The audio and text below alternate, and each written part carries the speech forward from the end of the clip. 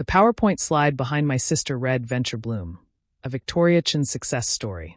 My name, Cassandra Chen, appeared nowhere. Not in the company history. Not in the founder bios. Not even in the special thanks section she'd tacked on at the end like an afterthought. I sat in the back row of the conference room, invisible among the junior employees, watching Victoria present our company, my company, to a room full of investors as if I'd never existed. 10 years of 80-hour weeks, 10 years of coding until my eyes bled, 10 years of building something from nothing, erased with a forged signature and a PowerPoint revision. Questions. Victoria smiled that practiced smile she'd perfected in front of mirrors while I'd been perfecting our algorithm. Marcus Webb, lead investor from Pinnacle Capital, stood slowly. He was an older black man with kind eyes that had turned steel-hard as the presentation progressed. Just one, Ms. Chen. Where's Cassandra? The smile flickered. Who? Your sister. Co-founder. The one who built your entire back-end architecture. The one whose name appears on. He pulled out his phone, swiping through screens. Approximately 300 emails you sent me over the past 5 years, calling her, and I quote, the genius behind VentureBloom's success. The room went silent. 20 investors turned to stare at Victoria, then swiveled to look at me in the back row. I should have felt vindicated.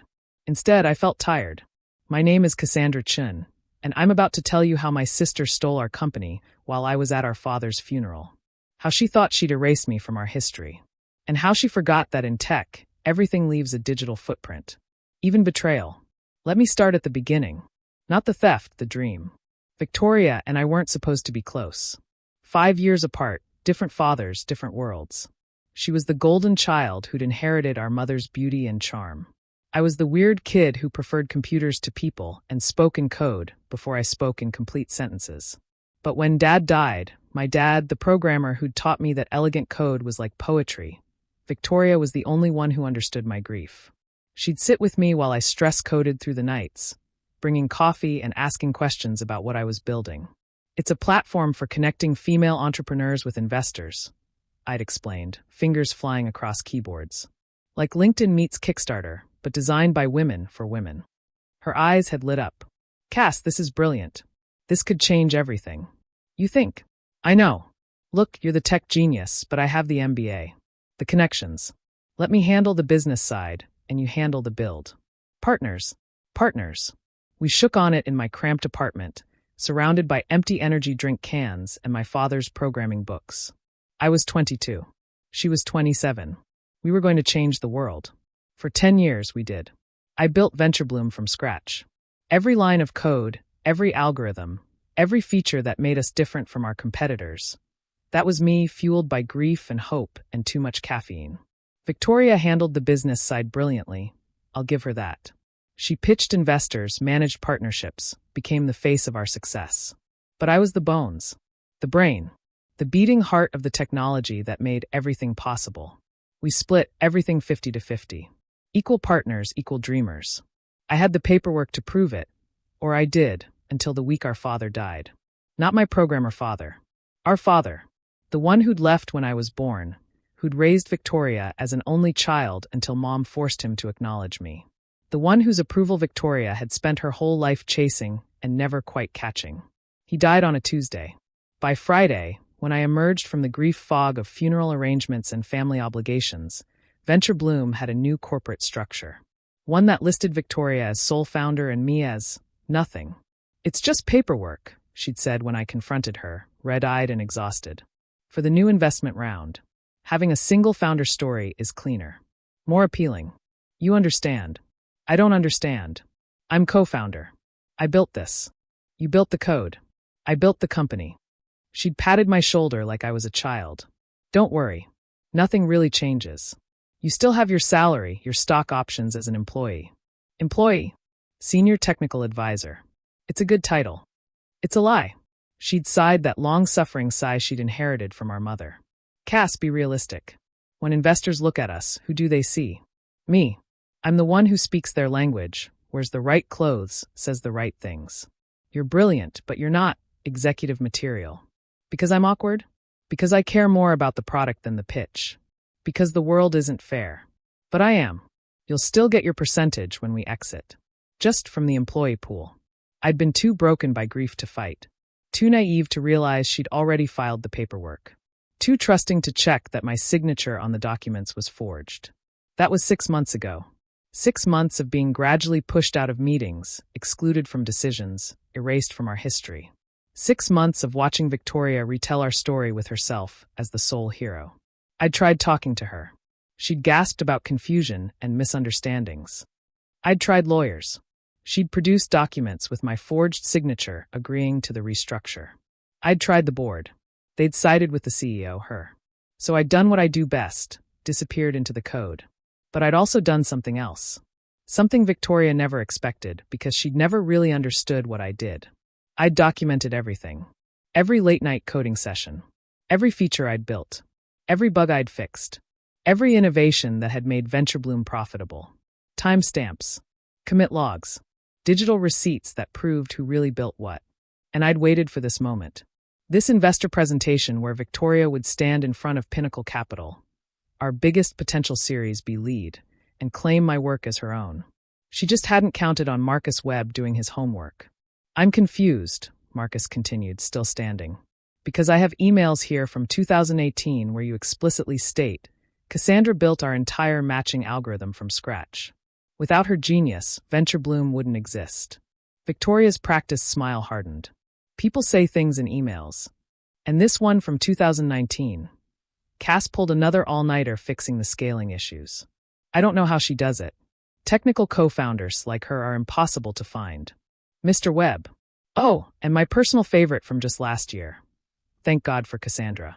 She's the only reason our tech actually works. I handle the talking, she handles the brilliance. Each email was a nail in the coffin Victoria had built for herself. I watched her face cycle through emotions, surprise, anger, calculation. That was before, she said finally. Before what? Before I realized she was holding us back. Yes, Cassandra contributed to our early code. But as we've scaled, we've had to bring in real engineers. Professional CTOs. People who understand that building a company is about more than just writing code. Is that so? Marcus smiled, and it wasn't kind. Then perhaps you can explain why your real engineers sent me a very interesting report yesterday. Victoria went white. What report? The one detailing how 87% of your codebase was written by someone with the initials CC. The one showing that every major innovation, every profitable feature, every algorithm that sets you apart from competitors can be traced back to commits by user Cassandra 2014. I hadn't sent that report. But I had a good idea who had. David Kim, our lead engineer, caught my eye from across the room. He'd been hired 2 years ago, had immediately recognized that the code quality dropped dramatically on anything I hadn't personally written. He'd asked me about it once, and I'd told him the truth. He'd said nothing, but his jaw had tightened. Apparently, he'd been keeping his own records. Furthermore, Marcus continued, when my technical team did due diligence on your platform, they found something interesting in your Git history. Comments. Thousands of them. All signed CC. Dating back to day one. Building the foundation that your entire company rests on. She was an employee. Was she? Another investor stood. Catherine Liu from Genesis Partners. Because I have incorporation documents from 2014 showing Cassandra Chen as 50% owner. And I have this fascinating document showing her ownership being transferred to you, signed on interesting. The exact day of Robert Chen's funeral. She signed those papers. Did I? Every head in the room turned to me. I stood slowly, my father's coding notebooks in my hands. Both fathers, the one who'd taught me to code and the one whose death had triggered my sister's betrayal. Hi, everyone. I'm Cassandra Chen. I'm apparently no one. Just the help. So let me help by showing you something. I connected my laptop to the presentation system. Victoria lunged for the controls, but David stepped smoothly in her way. This is VentureBloom's first commit. January 3rd, 2014. 3:47 a.m. Initial commit, CC. Let's build something that matters. The code appeared on screen. Clean, elegant, the foundation of everything that followed. This is commit number 10,000. Last week. Fixed scaling issue in recommendation engine CC. I looked at Victoria. Funny how the help is still fixing critical issues in production. You can't prove. Actually, I can. I pulled up another screen. This is a blockchain verification system I built into our platform 2 years ago. You never knew about it because you never looked at the code. Every significant change, every major feature, is cryptographically signed. Immutable. Undeniable. The investors were leaning forward now, fascinated. But the real question, I continued, is why my signature on the transfer documents doesn't match any other signature I've ever made. Why it was signed in blue ink when I exclusively use black. Why it was supposedly signed in San Francisco when I have receipts showing I was in Portland that day, at our father's funeral. This is ridiculous. Is it? Catherine Liu held up her phone. Because I just got a very interesting call from my forensic document examiner. She says the signature on these transfer papers is, and I quote, laughably forged. The room erupted. Investors talking over each other, phones coming out, side conversations springing up. Through it all, Victoria stood frozen at the front, her perfect presentation forgotten. You set me up, she hissed at me. No. You set yourself up the moment you decided I was disposable. I closed my laptop. I would have given you anything.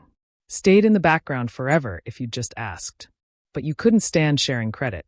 Couldn't stand that the awkward little sister might be essential. I made this company. We made this company. You were the voice, I was the hands. It worked because we were partners.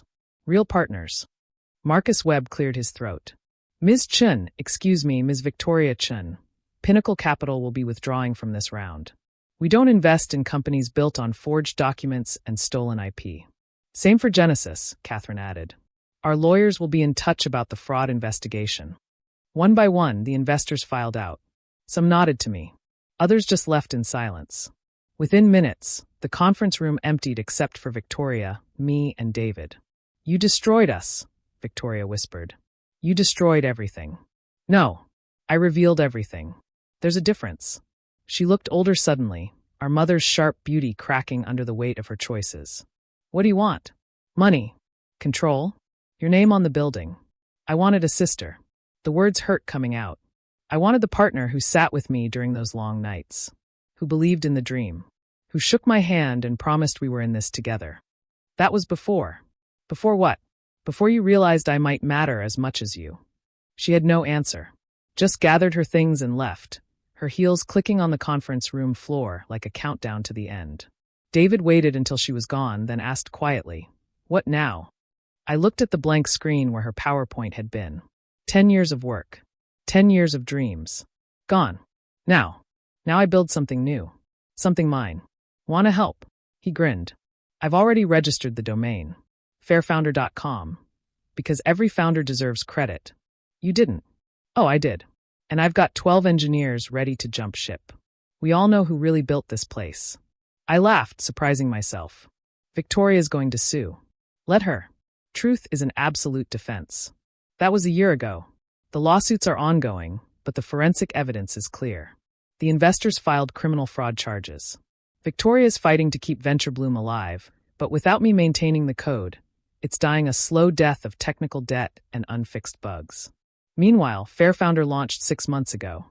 Our platform ensures transparent attribution for all founders, using blockchain verification to prevent exactly what happened to me. We're already profitable. I still code until 3 a.m. sometimes. Still prefer computers to most people. Still speak better in Python than English. But now my name is on the door. On the commits. On the cap table. Immutable. Undeniable. Victoria texted me last week. First contact since the lawyers got involved. I'm sorry. Can we talk?